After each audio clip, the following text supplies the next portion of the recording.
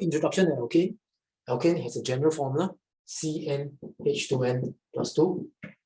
And we term that as saturated because if you look at the first member of alkane, it's as such.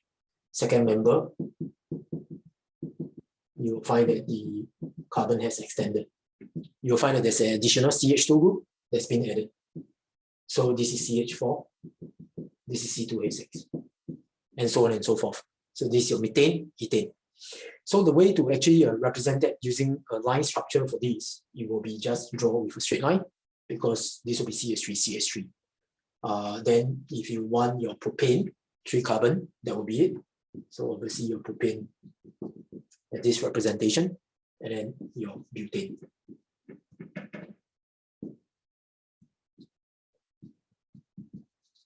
Okay, the key characteristic from studying the structure of alkane is that it comprises essentially C to C and C to H bond.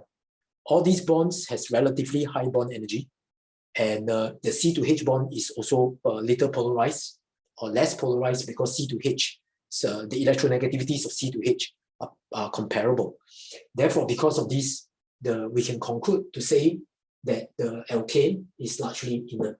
And remember we mentioned, so basically it basically comprises C to H and C to C and C to H bonds, which are non-polar in the case of this, and less polarized for C to H. Hence, alkane can only undertake 2 chemical reactions. One is cracking, which we'll look at it later. Then the next one is actually free radical suck.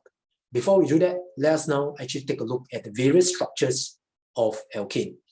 I'm going to use line structures to represent it, and we're going to draw all the possible isomers for it. So when alkane has 1 carbon, there's obviously your CH4, then obviously there's only one way to represent its structure. When there's 2 carbon, it's C2H6. Similarly, in the same way, we can draw that, but now we start to use line structure to represent it. So there's only one way to organize the atoms. When it's 3 carbon, it's C3H8, and there's also only one way for that. When it's 4 carbon, it's C4H10. So you can see that there's 2 ways to organize the structures, because this will be one possible isomer, your butane, and then you can have 1 methyl propane. When it's 5 carbon, it's C5H12. It will look a bit like that, letter N. And then you can branch it by taking one of the methyl group up, and you can branch further. So there will be 3 possible isomers. When it's a 6 carbon, it will be C6H14. So as you can see that we have 1, 2, 3, 4, 5, 6. And in the same way, I would take one of the methyl group up. The methyl group could now attach to the 2nd carbon to give 1 possible isomer, or I can attach it to the 3rd carbon to give another one. And then to continue that, I can further take out another methyl group, shorten the change to carbon number 4, and I can put the methyl group on opposites, on adjacent carbon atoms, or I can put them together on one side. Putting together on one side and on this side will actually end up with the same structure. So total all in all, you'll get 1, 2, 3, 4, 5. Let's now take a look at the various isomers for C7 H16, which is actually your heptane. So it's 7 carbon atoms, 1, 2, 3, 4, 5, 6, 7, and you can see that we could very well make it into a 6 carbon chain by putting the methyl group here. It's the same as putting here. So similarly for this, by putting the methyl group here, it's the same as putting right at this spot as well. All right. So after this, we can look at the 5 carbon change, and in this case, we got 2 methyl group to play around. So first, we join them with the same carbon atom. So putting here and here will be the same, or otherwise, we can move it down here. Then obviously, the next part that we could look at is you can put them at separate position. So one will be this, the other one will be to put them at separate positions of that.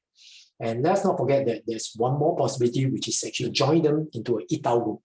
So if you have actually an ethyl group, you can actually put it down here. Okay, so some will suggest that maybe perhaps we can put the ethyl group here, but if you put it here, you need to realize that the longest carbon chain would have changed to this, and therefore because of that, you're putting your methyl group in position number 3, which is absolutely similar to this. All right, so this will be the same as this. So this is not an isomer. And the final structure we have is when it's a 4-carbon chain. So to look at the 4-carbon chain, obviously we have 3 methyl groups, so we can put 2 here and 1 here. And the same way that we explain it, we also couldn't do it in this manner. We cannot say that we want the structures to be like that, because if we were to do that, then the longest carbon chain will actually become this, and you will now have a 5-carbon member, 5-carbon chain with a methyl group at position number 2 and number 3. So if we were to do that, it will look exactly the same as this. So this is also not a possible isomer. So for heptane, you will have 9 constitutional or structural isomers. 1, 2, 3, 4, 5, 6, 7, 8, 9. And if we were to include the stereoisomers, then we realize that a couple of them could actually have a chiral carbon, say for example, right here. So there's 1. We could also have another chiral carbon here. There's 2. And so all in all, there are 2 chiral carbons, all right? Total, there'll be 9 structural or constitutional isomers. 2 of these structures with the circled ring represents the chiral carbon. So if you want the number of isomers, including stereoisomers, then it will be 9 plus 2. The answer will be 11. Isomers including stereoisomers. Okay, what we have run through is important because it means that if in the exam you get any carbon structures that's from carbon number 1 to carbon number 7, then you know that there's actually a fixed structure. There's actually a fixed number of possible structures that you have. Certainly, for any candidates to know carbon number 1 up to number 6 is very important.